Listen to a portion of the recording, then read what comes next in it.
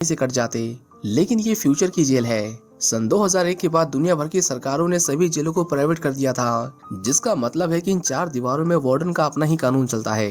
ये पैसों के लालची भूखे लोग इन कैदियों को गुलामों की तरह इस्तेमाल करते हैं, पर इन्हें जरा भी अंदाजा नहीं है कि इनकी जेल में किसने कदम रखा है। कैदियों से भरी एक बस जेल के चेक पॉइंट्स को क्लियर करते हुए मैक्सिमम सिक्योरिटी जोन में आती है। बाकी जेलों की तरह ये भी एक प्राइवेट जेल है। एक ही करके सभी कैदी अपना नाम और अपने गुनाह जेल के अफसरों के सामने कबूल करते हैं। लेकिन तभी उनमें से एक कैदी अपने तेवर दिखाने लगता है। उसका नाम है रिकी, जिसे मर्डर के आरोप में 10 साल की सजा सुनाई गई है। गार्ड्स की ऑर्डर्स को अनदेखा करते हुए वो सीधा मेटल डिटेक्टर से गुजरता है, पर अचानक डिटेक्टर शोर करने लगे। गार्ड्स को लगा कि रिकी के पास कोई हथियार है, लेकिन एक्सरे में जो सामने आता है वो चौंकाने वाला था। पता चला कि रिकी की छाती में 5 गोलियां फंसी हुई थीं। गार्ड्स ने पूछा, तुमने इसे निकलवाया क्यों नहीं? जिस पर रिकी जवाब देता है कि उसने इन्हें याद के तौर पर रखा है और जब तक मैं जिंदा हूँ ये मेरे साथ रहेंगे। साफ पता चल रहा था कि रिकी कोई आम इंसान नहीं था, उसके अंदर दर्द सहने की असहनीय शक्ति थी। इसके बाद हमें बताया जाता है कि ये जेल 4 हिस्सों में बटी हुई है और हर ब्लॉक को कुछ कैदी कंट्रोल करते हैं, जिन्हें वार्डन नहीं चुना है। वार्डन इस जेल का सबसे पावरफुल आदमी है। उसके बाद आता है असिस्टेंट वार्डन, जो उसके ना रहने पर सब कुछ कंट्रोल करता है। दोस्तों, जब से मैं कॉमेडियन बना हूं ना, रिश्तेदारों के मैसेज ही आते रहते हैं कि शो में फ्री एंट्री चाहिए, फ्री एंट्री, फ्री कंट्रोल करता है। अगले सीन में हम एक बूढ़े आदमी को देखते हैं जिसे कुछ लोग परेशान कर रहे थे। उन्होंने उसकी लकड़ी की ट्रेन तोड़ दी, जो उसने अपने बेटे के लिए बड़ी मेहनत से बनाई थी। बाकी सभी कैदी बस चुपचाप खड़े तमाशा देख रहे थे, लेकिन किसी में भी उसकी मदद करने की हिम्मत नहीं थी। पता चला कि इस आदमी की कुछ ही दिनों में बेल होने वाली थी, लेकिन जेल के कैप्टन का राइट हैंड सैमुअल उसे धमकी देता है कि जब तक मैं इजाजत ना दूं तब तक तू बाहर नहीं जाएगा। यह सुनकर उस बूढ़े आदमी को गुस्सा आ जाता है और वो वुड स्लाइसर उठाकर उस पर हमला करने की कोशिश करता है, मगर सैमुअल ने बड़ी फुर्ती से उसे पकड़ लिया और उसी स्लाइसर से उसका मुंह बेरहमी से छील दिया। उसकी चीखें सुनकर गार्ड्स वहां पहुंचते हैं, लेकिन मदद करने की बजाय उन्होंने सैमुअल को वहां से जाने दिया और पूरे मामले को दबाने की कोशिश की। सैमुअल जैसे ही आगे बढ़ा, रिकी ने उसके रास्ते में टांग अड़ा दी, जिससे वो सीधा कीलों के ऊपर जा गिरा। सैमुअल दर्द के मारे चिल्लाने लगा, पर उसके साथियों ने रिकी से उलझना ठीक नहीं समझा और सबसे पहले अपने बॉस को डॉक्टर के पास ले गए। सैमुअल की जान तो बच गई, पर अब वो एक आंख से अंधा हो गया था। उसने रिकी को मारने की सोची, लेकिन तभी उसके एक आदमी ने कहा, बॉस आपको खुद कुछ करने की जरूरत नहीं है, हम मैड ड्रैगन से उसका काम तमाम करवा सकते हैं। मैड ड्रैगन एक बेहद खतरनाक और ताकतवर कैदी था, जिसकी भूख कभी खत्म ही नहीं होती थी।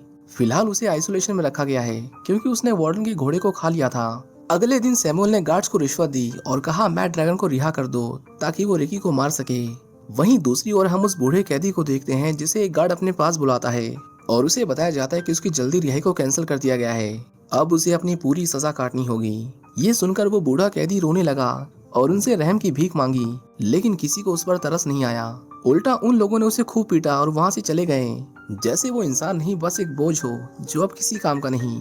इस बेरहम सिस्टम से टूटकर आखिरकार उस बूढ़े कैदी ने खुदकुशी कर ली। रात में गार्ड्स ने जब देखा कि वो रस्सी से लटक रहा है तो उसकी लाश को नीचे उतारा गया। सभी कैदी बस उसी के बारे में बात कर रहे थे कि कैसे उसे यहाँ टॉर्चर किया जा रहा था और उसे सैमुअल ने कैसे सुसाइड करने के लिए मजबूर किया। रिकी अपनी सेल में चुपचाप बैठा ये सब सुन रहा था। जब गार्ड्स उसकी लाश को बाहर ले जा रहे थे तो रिकी उसके सामने आकर खड़ा हो गया। उसने कहा, ये मर चुका है, कम से कम मरने की बात तो उसे बख्श दो। रिकी ने उसकी हथकड़ियां तोड़ी। उसने उसकी ट्रेन भी ठीक कर दी थी जो उस बूढ़े कैदी ने अपने बच्चे के लिए बनाई थी, पर अफसोस अब उसका बेटा अपने पापा से नहीं मिल पाएगा। अपने अंदर पनप रहे गुस्से को बाहर निकालने के लिए रिकी तेज तूफान में कुंफू करने लगा। उसे समझ आ गया था कि यहाँ जिंदा रहने के लिए उसे हर दिन लड़ना होगा, नहीं तो उसका अंजाम भी यही होगा। अगले दिन जब सभी कैदी नहा रहे थे तभी गार्ड्स ने सभी को बाहर जाने को कहा। रिकी अब उन लोगों के बीच अकेला था। कुछ ही देर में वहाँ मैड ड्रैगन आया। रिकी को समझ पाता इससे पहले ही मैड ड्रैगन ने उसे एक जोर का पंच मारा, जिससे वो दूर जा गिरा। रिकी शुरुआत में उससे लड़ना नहीं चाहता था, लेकिन जब उसे पता चला कि इस आदमी को उसे मारने के लिए भेजा गया है तो उसने बिना देर किए मैड ड्रैगन के पेट में इतनी जोर से पंच मारा कि उसके अंदर का सब कुछ बाहर आ गया। उसकी इतनी भयानक मौत देखकर भी सैमुअल अपनी हरकतों से बाज नहीं आया और रिकी को मारने की कोशिश की, लेकिन रिकी ने तुरंत उसका हाथ पकड़कर उसकी उंगलियां तोड़ दी और अपने हाथ में फंसी कील को ऐसे निकाल फेंका जैसे कि उसे दर्द महसूस ही ना हुआ हो। उनकी चीख सुनकर गार्ड्स अंदर आ गए, लेकिन सैमुअल को बचाने में उन्होंने देर कर दी थी। तब तक रिकी उसका काम तमाम कर चुका था। उस पल किसी में भी हिम्मत नहीं हुई कि वो रिकी को रोक सके, पर रिकी ने बिना किसी विरोध के अपने आप ही सरेंडर कर दिया। गार्ड्स उसे ले ही जा रहे थे कि तभी नॉर्थ ब्लॉक का कैप्टन उसे रोक लेता है। रिकी की ताकत से वो काफी इंप्रेस हुआ था। उसने रिकी को अपनी गैंग में शामिल होने का ऑफर दिया, लेकिन रिकी उसके ऑफर को ठुकराते हुए वहां से चला गया। मैड ड्रैगन के पंच की वजह से रिकी की छाती में फंसी गोलियां अपनी जगह से हिल गई थीं, जिसकी वजह से उसे बहुत ज्यादा दर्द होता है। लेकिन उसने दर्द से अपना ध्यान हटाया और उसे सहने की कोशिश की। इसी बीच हमें एक फ्लैशबैक दिखाया जाता है जिसमें हम यंग रिकी को देखते हैं, जो उस वक्त हाई स्कूल में था। एक दिन जब वो अपने माता पिता की कब्र के पास गया तो उसने देखा कि वहाँ एक अनजान आदमी पहले से खड़ा उन्हें श्रद्धांजलि दे रहा था। रिकी को पता चला कि ये उसके अंकल हैं, जिन्हें बचपन से ही उसकी सुपर पावर के बारे में पता था। वो हमेशा दूर से उस पर नजर रखे हुए थे, लेकिन अब वक्त आ गया था कि वो सामने आकर रिकी को वो सब कुछ सिखाएं, जिससे कि वो एक महान फाइटर बन सके। रिकी ने उन्हें अपने कुछ मूव्स दिखाए, लेकिन जैसे ही उसने अपने अंकल पर अटैक किया, उसके अंकल ने एक ही पंच में रिकी को धूल चटा दी। उसी पल रिकी को एहसास हुआ कि वो अभी तैयार नहीं है। इसके बाद उसके अंकल ने उसे सिखाया कि कैसे दिमाग और शरीर पर काबू पाया जाता है। जल्द ही रिकी इतना स्ट्रांग हो गया कि वो बड़े बड़े पत्थरों को अपने हाथों से यूं ही तोड़ दिया करता था। कहानी प्रेजेंट में आती है और हम देखते हैं कि रिकी पूरी रात सोया नहीं था। सुबह गार्ड्स उसे उठाकर असिस्टेंट वार्डन के ऑफिस ले जाते हैं। हम देखते हैं कि वार्डन की पूरी टेबल खाने से सजी हुई थी। उसकी एक आंख नकली थी और हाथ भी कटा हुआ था, जिसकी जगह उसने एक हुक लगा रखा था। साइक्लॉप्स ने कहा कि वो रिकी की रिपोर्ट पढ़कर सुनाए। रिपोर्ट के मुताबिक रिकी ने मर्डर किया था। उसका ना कोई परिवार था, ना कोई जानने वाला। रिपोर्ट में ये भी लिखा था कि रिकी बहुत खतरनाक है, इसलिए उसे हाई सिक्योरिटी जेल में रखा जाना चाहिए। हर कैदी को जेल में आने से पहले अपनी पिछली जिंदगी के बारे में सब कुछ बताना पड़ता था, लेकिन रिकी की रिपोर्ट में पिछले 2 सालों का कोई जिक्र नहीं था। साइक्लोप्स ने पूछा, बताओ उन 2 सालों में तुम कहाँ थे? इस बीच तुमने क्या किया? लेकिन अपनी धमकियों के बाद भी वो रिकी का मुंह नहीं खुलवा सका। आखिर में वार्डन उसे एक लेटर दिखाता है जिसे किसी ने उसके लिए भेजा था। रिकी जैसे ही उसे लेने के लिए आगे बढ़ा, वार्डन ने उसके हाथ में अपने नुकीले हुक फंसा दिए और उस पर एक के बाद एक जोरदार मुक्कों की बारिश कर दी। उस लेटर के अंदर एक तस्वीर थी जिसे वार्डन ने अपने हाथों से मसलकर फाड़ दिया। ये देखकर रिकी को इतना गुस्सा आया कि उसने अपने हाथ से टेबल के 2 टुकड़े कर दिए। वार्डन बौखला गया और उसने रिकी पर गोली चला दी, लेकिन रिकी ने वो गोली भी अपने हाथ से डिफ्लेक्ट कर दी। वही धुन जो उसे केको की याद दिलाती थी। लेकिन तभी एक गार्ड आता है और उसे वार्निंग देते हुए कहता है कि अगर तूने ये धुन दोबारा बजाई तो ये बांसुरी तोड़कर फेंक दूंगा। अगले दिन कुछ कैदी एक आदमी को घेर लेते हैं। उन्हें पता चलता है कि यही गार्ड्स को अंदर की बातें लीक किया करता था। उस बूढ़े कैदी की मौत के पीछे भी इसी का हाथ था। वो आदमी उनसे अपनी जान की भीख मांगता है और वादा भी करता है कि वो दोबारा ऐसा नहीं करेगा, पर वो उसे बख्शने वाले नहीं थे। उनमें से एक आदमी लकड़ी काटने वाली आरी से उसके टुकड़े करने वाला था, पर तभी वहाँ नारुमी आ जाता है। नारुमी उसे बताता है कि यहाँ मेरी मर्जी के बगैर कोई किसी को नहीं मार सकता। हाथ में हथियार लिए एंड्रू उसके इस फैसले का पूरी तरह से विरोध करता है। वो कहता है कि सैमुअल ने रूल तोड़ा तो तुमने उसे जाने दिया, और अब जब ये रूल्स तोड़ रहा है तो तुम इसे भी जाने दे रहे हो, तो फिर इन रूल्स का फायदा क्या? नारुमी को उसके तेवर पसंद नहीं आए। उसे लगा कि ये उसका अपमान कर रहा है। साइक्लोप्स दूर खड़ा उन्हें देख रहा था। उसे नारुमी से कुछ जरूरी बातें करनी थी, इसीलिए वो उसे अपने ऑफिस में बुलाता है और एंड्रू के मुंह में हुक फंसाकर उसे घसीटते हुए अपने साथ ले जाता है। साइक्लोप्स कहता है कि रिकी की वजह से बाकियों में बहुत हिम्मत आ गई है। ऐसा ही चलता रहा तो जल्द ही हर सेल में एक रिकी होगा। मैं चाहता हूँ कि तुम उन्हें एक सबक सिखाओ। रिकी को मार दो, बाकी सब अपने आप पीछे हट जाएंगे। इसके बाद नारुमी ग्राउंड में आता है। उसने एंड्रू को एक बड़े सी क्रॉस से बांधकर मरने के लिए छोड़ दिया था, ताकि उसकी हालत देखकर कोई भी उसकी तरह बगावत करने की हिम्मत ना करे। नारुमी ने रिकी को फाइट के लिए चैलेंज किया। रिकी लड़ने को तैयार था, लेकिन सिर्फ एक शर्त पर कि वो सबसे पहले एंड्रू को छोड़ दे। नारुमी को उसे मारने के ऑर्डर्स मिले थे, ना कि सौदेबाजी करने के, इसलिए वो बिना देर किए रिकी पर टूट पड़ा। फाइट शुरू होते ही उसने रिकी की आंख में पिसे हुए कांच के टुकड़े फेंक दिए, जिससे रिकी अंधा हो गया। मौके का फायदा उठाकर नारुमी ने उसके हाथ की नस भी काट दी। रिकी हार रहा था, पर तभी सभी कैदी रिकी के लिए चीयर करने लगे, जिसके बाद रिकी ने पाइपलाइन तोड़कर उसके पानी से अपनी आंखों को साफ किया। अब उसे साफ दिखाई दे रहा था। नारुमी ने जैसे उस पर दोबारा जानलेवा हमला करना चाहा, रिकी ने उसके सिर पर इतनी जोर से मारा कि उसकी आंखें पॉपकॉर्न की तरह बाहर आ गईं। रिकी ने अपनी कटी हुई नसें खींची और उन्हें आपस में बांधकर अपने हाथ को ठीक कर लिया।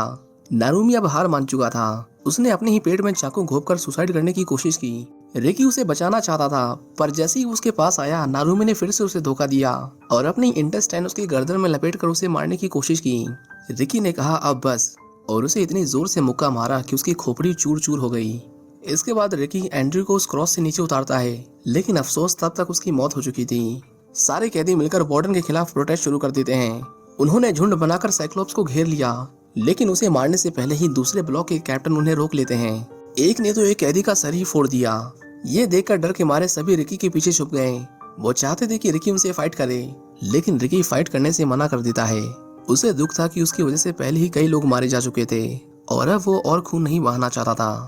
उसने एंड्रू की बॉडी को अपने कंधे पर उठाया और वहां से जाने लगा। साइक्लॉप्स ने रिकी से पूछा क्या तुम नारुमी की जगह नए कैप्टन बनना चाहोगे, लेकिन रिकी ने उसे कोई जवाब नहीं दिया क्योंकि वो वार्डन के इशारों पर चलने वाला कोई पालतू कुत्ता नहीं था। हम वहाँ नारुमी की गोद लिए हुए बेटे एलन को देखते हैं जो अपने फादर की मौत से बहुत दुखी था। उसने रिकी को एक पत्ते से धुन बजाते हुए सुना। वो भी वही आवाज निकालने की कोशिश करता है पर उससे नहीं हो पा रहा था। तभी रिकी उसके पास आया और उसे सही तरीका बताने लगा। जो कुछ उसके पिता के साथ हुआ उसके लिए रिकी उससे माफी भी मांगता है, लेकिन उसने नोटिस किया कि एलन काफी देर से चुप है। जब उसने गौर से देखा तो पता चला कि उन लोगों ने उसकी जीभ काट दी थी। रिकी को उसके लिए बहुत बुरा लगा। आखिर में रिकी उसे अपनी फ्लूट गिफ्ट कर देता है जिसे वो बिना जीभ के भी आराम से बजा सकता था। बदले में एलन ने भी उसे कुछ पॉपी लीव्स दिए। रिकी ने पूछा तुम्हें ये कहाँ मिला, इन्हें उगाना गैर कानूनी है। इसके बाद एलन उसे जेल का सारा काला सच बता देता है। दरअसल जेल की 4 दीवारों के पीछे ओपीएम की फार्मिंग की जा रही थी जो एक तरह का ड्रग होता है। वोंग चुक दूर खड़ी उनकी बातें सुन रही थी। अब क्योंकि रिकी को सब पता चल गया था इसलिए वो उनके लिए खतरा था। तीनों कैप्टन ने मीटिंग बैठाई और सोचने लगे कि अब क्या किया जाए। वोंग एलन को बुलाती है और उसे कहती है कि रिकी ने तुम्हारे पिता को मारा है, अब समय है कि तुम उनकी मौत का बदला लो। आग में घी डालने के लिए उन्होंने उसे नारुमी की लाश दिखाई जिसकी खाल उतरी हुई थी और कहा ये सब रिकी ने किया है। एलन जानता था कि रिकी इतना बेरहम नहीं है। जब वो नहीं माना तो वोंग ने गुस्से में आकर उसे भी मौत की घाट उतार दिया और फिर उसकी लाश को किसी कचरे की तरह ग्राउंड में फेंक दिया। उसे देखने के लिए कैदियों की भीड़ इकट्ठा हो गई। थोड़ी देर बाद रिकी भी वहां पहुंच गया और जब उसने लाश के पास अपनी फ्लूट पड़ी देखी तो वो समझ गया कि ये एलन की लाश है। फिर से एक बेकसूर की मौत इस बार वो बर्दाश्त नहीं कर सका और उसने ठान लिया कि वो किसी को नहीं छोड़ेगा। कुछ देर बाद फायर अलार्म की आवाज से पूरी जेल में अफरा तफरी मच जाती है। वोंग देखती है कि रिकी ने पूरे ओपियम फार्म को जलाकर राख कर दिया था। अपनी सालों की मेहनत को इस तरह जलकर राख होता देख वोंग का गुस्सा 7वें आसमान पर था। उसने रिकी के सबसे वीक पॉइंट पर अटैक किया जिसे वो डेड पॉइंट कहती थी। अब रिकी की मौत पक्की थी। वो तड़प रहा था और सभी कैदी उसकी मौत का तमाशा देख रहे थे। वहीं दूसरी ओर साइक्लोप्स को पता चलता है कि कल वार्डन यहाँ आने वाला है। ये खबर उसके लिए बहुत डरावनी थी क्योंकि अगर वार्डन को सच पता चलता तो उसकी शामत आनी तय थी। सही बोल रही है -10 कल भेज दीजिए। जीना लाइव। तो अगर आप अपना बिजनेस ग्रो करना चाहते हैं तो बहुत जरूरी है कि आपके बिजनेस के आस शामत आनी तय थी। रिकी जल्द ही उसके अटैक से रिकवर कर जाता है जो देखकर वोंग चौंक जाती है क्योंकि ये नामुमकिन था। हालांकि इसके बावजूद भी आज रात उसका मरना पक्का था। एक ने उसकी बॉडी में नुकीली सुइयां चुभा चुभा कर रिकी की बॉडी को आटे की बोरी की तरह सिल दिया। कितामाकुरा उसका काम तमाम करने ही वाला था कि तभी अनाउंसमेंट होती है कि जो कैदी अपनी सेल में नहीं जाएगा उसे गोली मार दी जाएगी। इसके बाद गार्ड्स ने फायरिंग शुरू कर दी लेकिन उनका निशाना सिर्फ रिकी ही था। वो किसी तरह अपनी जान बचाते हुए कमरे में आ पहुंचा पर तभी पूरा कमरा सीमेंट से भरने लगा। रिकी लोहे के गेट को चीरता हुआ बाहर निकल आया और उसने कितामा की भी जान बचा ली। वार्डन उसे फिर से जिंदा पाकर निराश हो गया था। जल्द ही रिकी की बॉडी पर लगा सीमेंट सूख जाता है और वो किसी पत्थर के स्टैचू की तरह धड़ाम से नीचे गिरता है। साइक्लोप्स ने कहा सारे सबूत मिटा दो, कल वार्डन आने वाले हैं, मुझे सबसे पहले उनकी खातिरदारी करनी है, इनसे मैं बाद में निपटूंगा। अगले दिन सभी गार्ड्स वार्डन के स्वागत के लिए लाइन में खड़े थे। तेज धूप में घंटों इंतजार करने के बाद भी वार्डन का कोई अता पता नहीं था। कुछ गार्ड्स तो थककर वहीं खड़े खड़े झपकी लेने लगे लेकिन फिर अचानक एक गाड़ी आती दिखाई दी और सब तुरंत अलर्ट हो गए।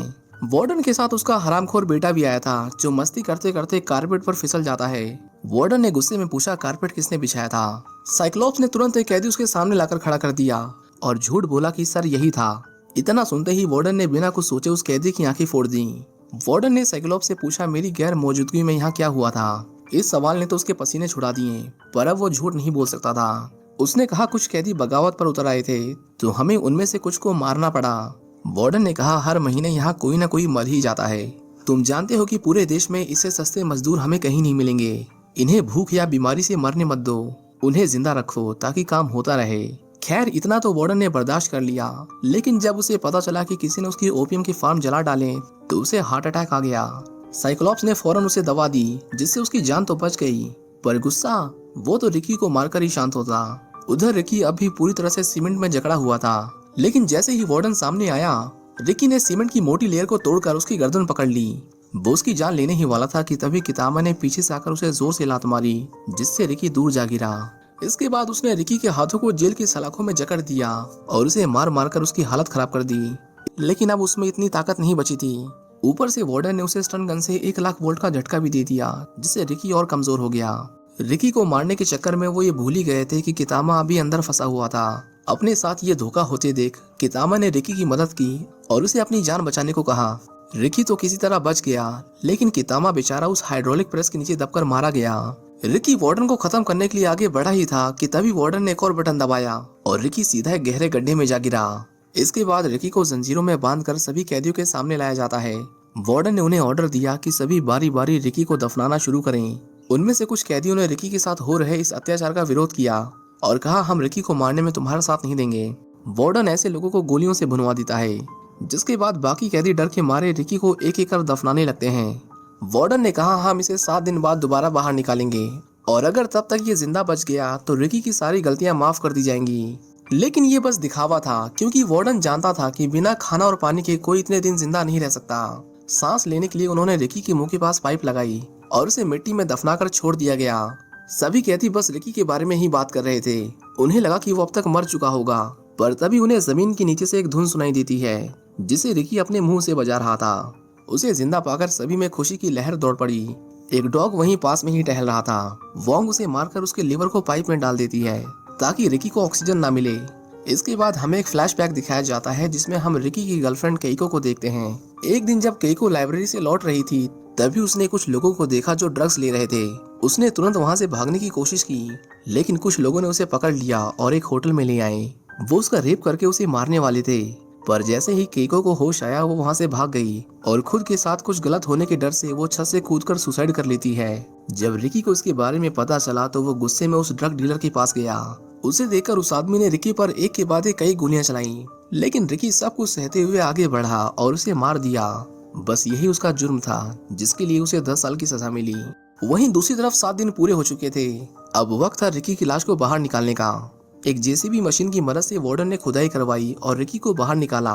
जब उन्होंने उसकी नब्ज चेक की तो पाया कि उसकी सांसें अभी भी चल रही थीं। वार्डन समझ गया कि ये कोई आम इंसान नहीं है, उससे दोस्ती करना उसके लिए फायदे का सौदा हो सकता था। उन्होंने उसे फिर से कैद कर दिया और जब वार्डन ने उसकी रिपोर्ट पढ़ी तो पाया कि उसके अंदर कुछ डिटेल्स मिसिंग थी। उसने रिकी से पूछा, तुम हमसे क्या छुपा रहे हो, बताओ वरना ये लोग तुम्हें मार देंगे। लेकिन काफी टॉर्चर के बाद भी रिकी उन्हें कुछ नहीं बताता। वोंग समझ गई थी कि ये ऐसे अपना मुंह नहीं खोलेगा। उसने कुछ ब्लेड्स पीस कर रिकी के मुंह में डाल दिए और उसे बंद करके उसे एक के बाद एक कई तमाचे जड़े। ब्लेड रिकी के मुंह को चीरते हुए उसे पूरा खून से लालम लाल कर देते हैं, पर फिर भी रिकी आखिर तक टिका रहा। इसके बाद उन्होंने उसे सेल में फेंक दिया।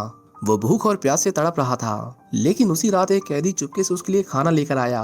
उसे खाकर रिकी को थोड़ी ताकत मिली, पर ऐसा करते हुए जेल के खबरी ने उसे देख लिया था। उसने इसके बारे में गार्ड्स को बता दिया, जिसके बाद साइबोर्ग उस कैदी के सेल में गया और उसे मारकर घसीटता हुआ रिकी के पास ले आया। कई बार आवाज लगाने पर जब रिकी ने जवाब नहीं दिया तो साइबोर्ग गार्ड के साथ अंदर आया। जैसे ही रिकी को पता चला कि जिसने रात को उसे खाना दिया था उसे मार दिया गया है, तो रिकी ने साइबोर्ग को बहुत पीटा। साइबोर्ग किसी तरह अपनी जान बचाकर भागा, लेकिन बाकी कैदियों ने उसका पीछा किया और उसे पकड़कर उन लोगों ने उसे बहुत मारा। जल्द ही गार्ड्स और कैदियों में दंगे शुरू हो गए और पूरे जेल में अफरा तफरी मच गई। दूसरी तरफ वार्डन इन सब से बेखबर जेल का इंस्पेक्शन कर रहा था। इंस्पेक्शन के दौरान उसने कैदी को अपने बेटे के बारे में कुछ गलत बोलते हुए सुन लिया, जिसके बाद उसने उसके हाथ काट दिए ताकि कोई दोबारा ऐसी गलती ना दोहराए। तभी वहाँ रिकी आ जाता है। वार्डन ने उस पर एक खास तरह की गोली चलाई जो शरीर के अंदर जाकर फट जाती थी। रिकी ने साइबोर्ग को शील्ड की तरह इस्तेमाल किया और वो गोलियां उसके शरीर को चीरते हुए उसके अंदर ही फट गईं। रिकी अकेला उन सभी का सामना करता है। वोंग ने उस पर एक के बाद एक कई जानलेवा वार किए, पर रिकी उसके पैरों को तोड़ देता है। दूसरा कैप्टन उसकी ये हालत देखकर डर गया और वहां से भागने की कोशिश की, लेकिन वार्डन ने उसे खुद ऊपर वाले के पास पहुंचा दिया। अब वार्डन और रिकी आमने सामने थे। रिकी ने उसे एक ही पंच में दूर फेंक दिया, लेकिन हम देखते हैं कि वार्डन को एक खरोच भी नहीं आई थी। जल्द ही वो अपना इंसानी रूप छोड़कर एक मॉन्स्टर में ट्रांसफॉर्म हो जाता है। पता चलता है कि उसके पास भी रिकी की तरह सुपर पावर्स थी, बस उसे उसका इस्तेमाल करने के लिए अपने इस भयानक रूप में आना होता था। रिकी ने उसे एक पंच मारा जो सीधा उसके पेट के आर पार चला गया, लेकिन वार्डन को कुछ महसूस नहीं हुआ। मार खा खाकर रिकी की हालत खराब हो गई थी, लेकिन तभी उसे अपने अंकल की कही एक बात याद आई। उन्होंने कहा था कि हर मॉन्स्टर की एक कमजोरी होती है, उसे ढूंढो और वहीं पर वार करो। रिकी ने देखा कि पास में ही एक मीट ग्राइंडर चल रहा था। उसने वार्डन को उठाया और उसने उसे उसी ग्राइंडर में फेंक दिया। उसके शरीर के टुकड़े हो रहे थे, लेकिन फिर भी वो हार मानने को तैयार नहीं था। उसने रिकी को भी अपने साथ घसीटने की कोशिश की। देखते ही देखते पूरा कमरा खून से लाल हो गया, पर रिकी पीछे नहीं हटा। उसने अपना पूरा जोर लगाया और वार्डन को अंदर धकेलता चला गया। आखिर में सिर्फ उसकी मुंडी ही बची जिसे लेकर वो बाहर आया। वहीं दूसरी ओर गार्ड्स और कैदी आपस में लड़ रहे थे। रिकी उनके पास आया और उन्हें बताया कि वार्डन मर चुका है, अब तुम सब आजाद हो।